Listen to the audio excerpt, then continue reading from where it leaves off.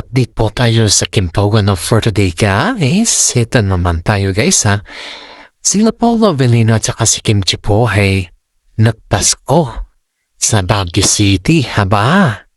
Wow na wow! Kasama nila Paolo Avellino at saka si Kim Chi, ang pamilya ni Paolo ha.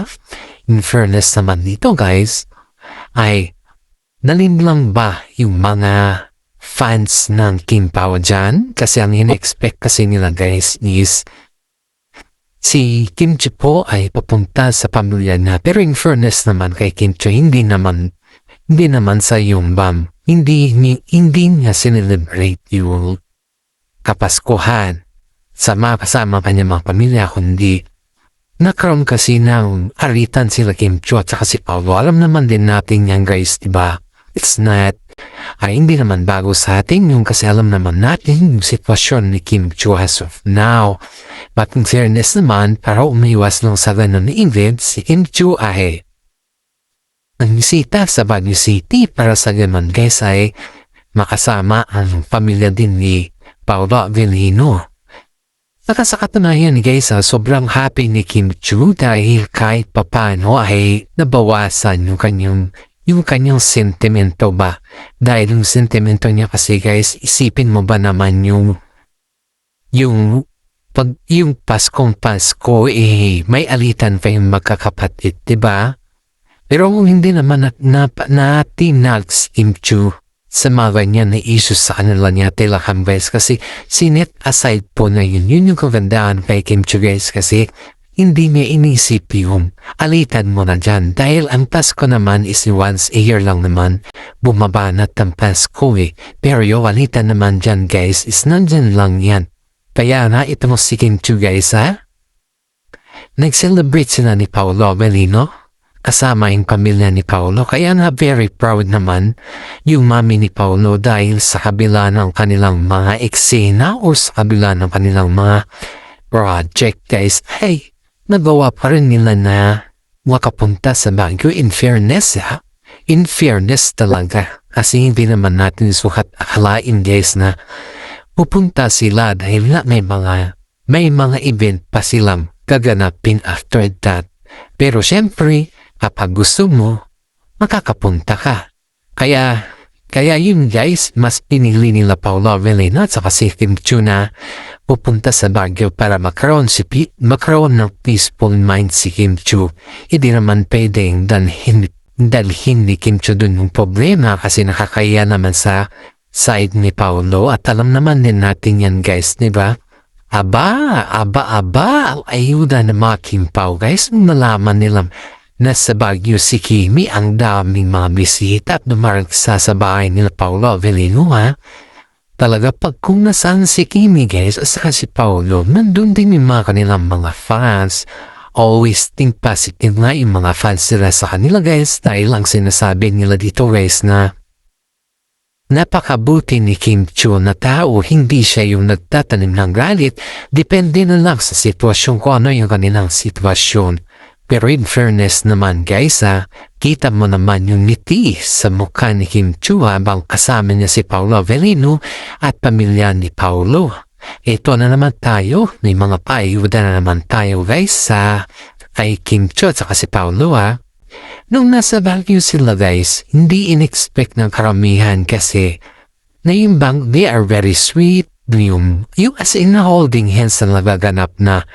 Pero in fairness talaga, kasi kitang-kita nila dun yung mga sweetness yung dalawa. Kita rin nila dun kung paano sila magbanting kasama yung mami ni Paolo Avellino kasi may closure na May closure na kung saan naman guys ay pinatunayan din ni Kim Chi na hindi hadlang sa kanya yung kanyang pagiging Chinese or something like that, yung kanyang nationality, hindi hadlang sa kanya guys. Kasi alam naman din natin, si Paolo din po ay half din siya Hindi naman siya puro, diba? In fairness naman, makita mo naman sa galawan ng dalawa na they are very sweet. Sweet na sweet as in parang kumbaga is magnet sila dahil kung nasaan yung isa, nandun din yung isa. And in fairness naman, si Kim Chi naman guys ay may regalo sa pamilya ni Paolo Avellino. Sabi nga nila, Kahit wala daw dala si Kim Chu, welcome na welcome siya sa pamilya ni Paolo. Pero syempre guys, si Kim Chu kasi is a very giver person. Hindi siya yung tao na kaya mo lang hindi siya yung tao na madamot. Kung meron sa kanya, yun ay binibigay niya talaga guys. Ganun siya yung ka-loyal na. Kapag alam niya na mabait yung tao sa'yo, kapag alam niya na kaya kanyang suportahan or kaya ibigay yung loyalty, and that is good. Kaya si Paolo Avellino guys ay tuwang-tuwa kay Kim Chu at nararamdaman niya yung pagka-concern ni Kim Chu pagdating sa kanyang nanay. At ang nanay naman ni Paolo guys, hindi naman in-expect ni Kim na may regalo din sa kanya. Siyempre, kahit naman siguro sino guys na yung biyanan mo, you don't ask anything, right?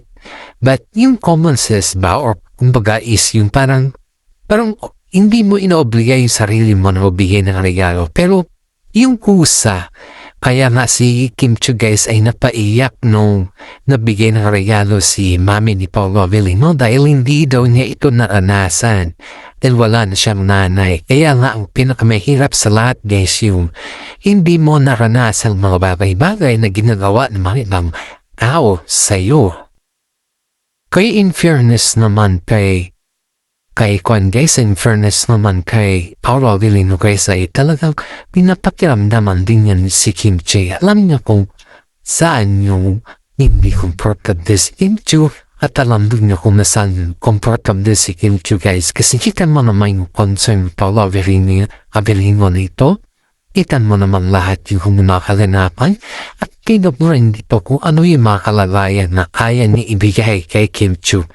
Kaya nga guys, sabi ng mga kamag-anak ni Paolo Avellino na sana hindi magbago si Kim Chu sa kanya pakikitungo dahil napamahal na din si Kim Chu sa pamilya ni Paolo Avellino. Eto na naman tayo guys. After that event na napunta si Kim Chu sa bahay nila Paolo Avellino ay nagkaroon na naman ng alam na this na sinasabi ba. Ito na yung sinasabi nila guys na may mga chika na nanggaling sa showbiz ayon dito sa ating legit na sources kaysa kung sa inyong lalay this is kumbaga ba is hindi naman natin sabihin na napakapahit.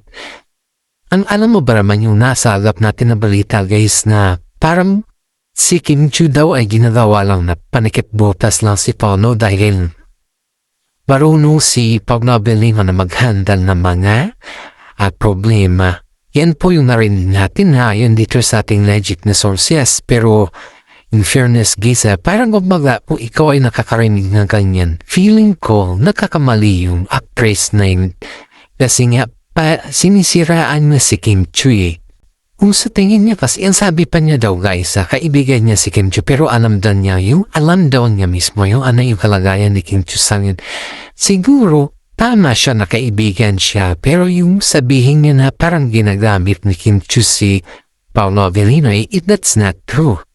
Hindi yan totoo kasi isipin mo kung sino yung gumagamit ay wala namang gumagamit sa kanilang dalawa. Isipin nga nila guys na napakabuti ni Kim Chu kay Paolo Avellino at napakabuti rin ni Paolo Avellino kay Kim Chu. Kaya very proud na yung makaramihan sa kanila guys kasi kung nasaan si Kim Chu, nandun din si Paolo kahit may mga project or may mga kanya-kanya sila mga endorsement guys. Kahit pagod malayan sinusundo nila ang isa't isa, nagtitext sila, nag-update sila kung asan sila ano na yung kanilang ginagawa. Yan nga yung sinasabi nila na kapag mahal mo isang tao, always ka mag-update sa kanya at yan po yung palaging ginagawa ng dalawa kasi yung loyalty ba nila at respeto nila sa isa't isa nakikita mo doon. Feeling mo kasi yung loyalty ni iba is sa iba na napupunta. Hindi ganun si Kim Chu guys at hindi rin ganun si Paolo Avellino. Ito pa napansin naman netizen guys nung nagkaroon ng mga kumbaga is yung pinanood nila yung yung final na movie sa sine. Di ba hindi kasi makatabi sila Paolo Avellino at saka si Kim Chu that time. Nauna kasi si Paolo nasa likod si Kim Chu yung medyo malayo na konti. Pero itong si Paolo guys hindi niya maiwasan na na tinitignan si Kimchi. Tingin siya kay Kimchi kasi alam niya kasi na hindi siya komportable pag hindi na nakikita si Kimchi. At yung mga gesture, yung mga paghawak niya, o yung mga titig niya, ramdam na ramdam din kasi ni Kimchi na mahal siya ni Paolo Avellino. Kaya nga ito yung feeling ni Kimchi na hindi pa niya naramdaman ito noon, pero pinaramdam sa kanya ni Paolo na mahalaga siya, importante siya. Kaya sa mga fans natin dyan, lalong-lalo na yung mga senior citizen, shout out po tayo guys, kasi alam ko po na kayo po yung masugi nating viewers sa ating YouTube channel. Pakilikein siya naman po yung ating updates kasi isang malaking tulong na po yan para sa akin. Okay. Ito na naman tayo guys sa another ayuda natin ha. Si Paolo Avellino guys ay may hinandok kay Kimchi na kumbaga guys is konting movement. Nung nasa Baguio sila guys ha, ito ay yung nasa Baguio sila is napasayaw si Paolo may sayaw siyang ginawa, kumbaga is parang kinontak na siguro yung pamilya niya na magkaroon ng konting celebration na yung bang sila lang ba. In fairness naman ha, kahit hindi sumasayaw si Paolo sa entablado, pero napasayaw siya ni Kimchi. Dito natin makikita guys na yung pagsayaw ni Paolo Avellino ay pinapakita niya talaga kung gaano niya kamahal si Kimchi. And alam naman din natin na si Paolo ay hindi rin yan sumasayaw sa entablado, kundi kumakanta lang yan guys. Kaya maraming mga netizen ang nagsasabi na napakaswerte ni Paolo Avellino kay Kimchi dahil kita mo naman yung progress na ginagawa ni Paolo Kita mo naman yung effort niya. Kita mo rin dun kung ano yung mga points na pwedeng ibigay ni Paolo Avellino kay Kimchi. Kaya nga itong si Kimchi guys pansin na mga karamihan kay Kimchi is naramdaman nila yung totoong Kimchi sa yun at naramdaman din nila yung kanyang pagpapago. Ang dami nung nabago kay Kimchi guys, simula nung sila na ni Paolo Avellino, hindi na kagaya ng dating yung bang pakiramdam mo is patuloy pa rin kumbaga is patuloy pa rin na umiba yung ihip ng hangin, parang ganun. Pero itong si Paolo guys, ibang-iba na siyang yun. And this is for today guys. Maraming salamat sa inyo at always think positive and God bless po sa ating lahat.